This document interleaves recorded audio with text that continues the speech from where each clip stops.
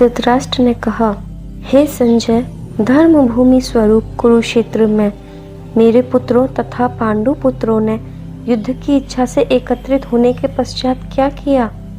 संजय ने कहा, महाराज, पांडवों की सेना को व्यूहाकार में अवस्थित देखकर दुर्योधन ने द्रोणाचार्य के पास जाकर यह वचन कहा, हे आचार्य, अपने बुद्धिमान शिष्य द्रुपद पुत्र धृष्टद्युम्न के द्वारा व्यूहाकार में स्थापित पांडवों की इस विशाल सेना का अवलोकन करें। इस सेना में महाधनुर्धारी अर्जुन और भीम एवं उनके समान ही शूरवीर सात्यकी, विराट नरेश तथा महारथी द्रुपद आदि हैं। इस युद्ध में धृष्टकेतु, चेकितान, वीर काशीराज, पुरुजित, कुंती भोज, नरश्रेष्ठ शैव्य, परम पराक्रमी युधामन्यु, वीर्यवान उत्तमौजा, अभिमन्यु, द्रौपदी के पुत्र प्रतिविंध्य आदि महारथी हैं। हे द्विजश्रेष्ठ, आपकी सूचना के लिए मैं अपनी सेना के उन सेना नायकों का नाम उल्लेख कर रहा हूँ जो कि सैन्य संचालन में विशेष रूप से कुशल हैं। आप स्वयं पितामह भीष्म, कर्ण, समर विजयी कृपाचार्य, अश्वत्थामा, विकर्ण, सोमदत्त के पुत्र भूरिश्रवा, सिंधुराज एवं जयद्रथ आदि शूरवीर मेरे पक्ष में हैं। मेरे लिए प्राणोत्सर्ग करने के लिए तत्पर नाना अस्त्र शस्त्रों से सुसज्जित और भी अनेक वीर हैं जो युद्ध में निपुण हैं। भीष्म के द्वारा रक्षित हमारा सैन्य बल अपर्याप्त है, किंतु दूसरी ओर भीम के द्वारा संरक्षित पांडवों का सैन्य बल पर्याप्त है। अतएव सभी प्रवेश द्वारों पर अपने अपने निर्दिष्ट स्थानों पर स्थित होकर आप लोग पितामह भीष्म की ही सब प्रकार से रक्षा करें। इसके बाद बड़े प्रतापी कुरुश्रेष्ठ पितामह भीष्म ने दुर्योधन के हृदय में आनंद उत्पादन करते हुए सिंह की भांति गरज कर उच्च स्वर से शंखनाद किया। अनंतर शंख, नगाड़े, ढोल, मृदंग और रणशिंग आदि अनेक प्रकार के वाद्य यंत्र अचानक ही एक साथ बज उठे, जिससे अति भयंकर ध्वनि हुई। इसके बाद श्वेत घोड़ों से युक्त उत्तम रथ में बैठे हुए श्री कृष्ण तथा धनंजय ने दिव्य शंख ध्वनि की। ऋषिकेश श्री कृष्ण ने पांचजन्य, अर्जुन ने देवदत्त तथा भयंकर कार्यों को करने वाले भीम ने पौंड्र नामक महाशंख बजाया। कुंती नंदन महाराज युधिष्ठिर ने अनंत विजय, नकुल ने सुघोष तथा सहदेव ने मणिपुष्पक नामक शंख बजाया। हे धरणीपते धृतराष्ट्र, महाधनुर्धारी काशीराज, महारथी शिखंडी, धृष्टद्युम्न, विराट राज, अपराजित सात्यकी, राजा द्रुपद, द्रौपदी के पुत्रों तथा सुभद्रा नंदन अभिमन्यु, इन सभी ने अपना अपना शंख बजाया। उस भयंकर शब्द ने आकाश और पृथ्वी को प्रतिध्वनित करते हुए धृतराष्ट्र पुत्रों के हृदय को विदीर्ण कर दिया। हे राजन, उसके बाद आपके पुत्रों को युद्ध के लिए व्यवस्थित देखकर बाण फेंकने को उद्यत कपिध्वज अर्जुन ने अपना धनुष उठाकर श्री कृष्ण से यह वचन कहा। अर्जुन ने कहा, हे अच्युत, मैं जब तक युद्ध की अभिलाषा से खड़े हुए इन समस्त वीरों को अच्छी तरह देख ना लूं, इस युद्ध में किन लोगों के साथ मुझे युद्ध करना होगा तथा इस युद्ध में दुर्बुद्धि परायण धृतराष्ट्र पुत्रों का कल्याण चाहने वाले एकत्रित योद्धाओं का निरीक्षण न कर लूं, तब तक आप मेरे रथ को दोनों सेनाओं के बीच में खड़ा करें।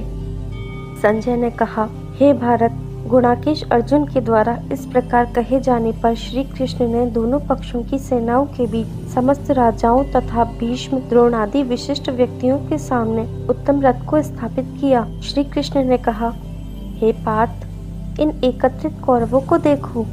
उसके बाद अर्जुन ने दोनों सेनाओं में उपस्थित अपने पिता के भाइयों, पितामहों, आचार्यों, मामा, भाइयों, पुत्रों, पौत्रों, सखा, श्वशुरों तथा सुहृदों को देखा। युद्ध भूमि में उपस्थित अपने समस्त बंधु बांधवों को देखकर अत्यंत करुणायुक्त होकर कुंती नंदन अर्जुन ने यह कहा।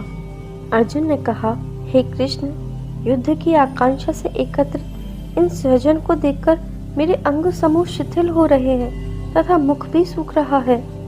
मेरे शरीर में कंप और रोमांच हो रहा है, हाथ से गांडीव स्खलित हो रहा है और त्वचा भी जल रही है।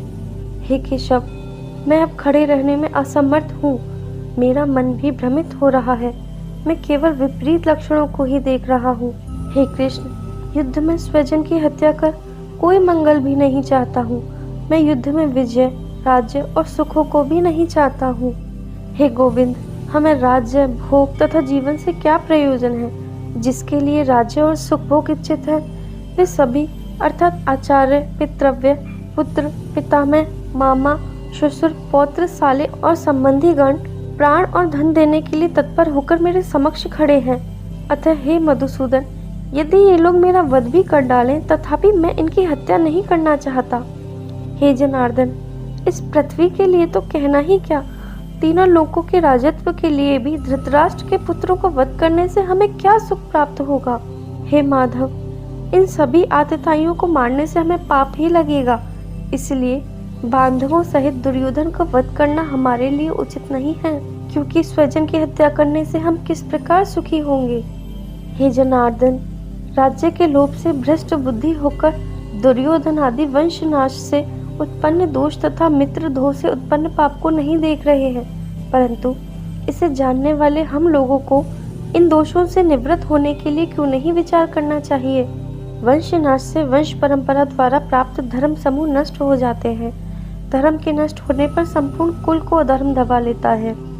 हे कृष्ण, अधर्म के द्वारा कुल के अभिभूत होने पर कुल की स्त्रियां भ्रष्ट हो जाती हैं।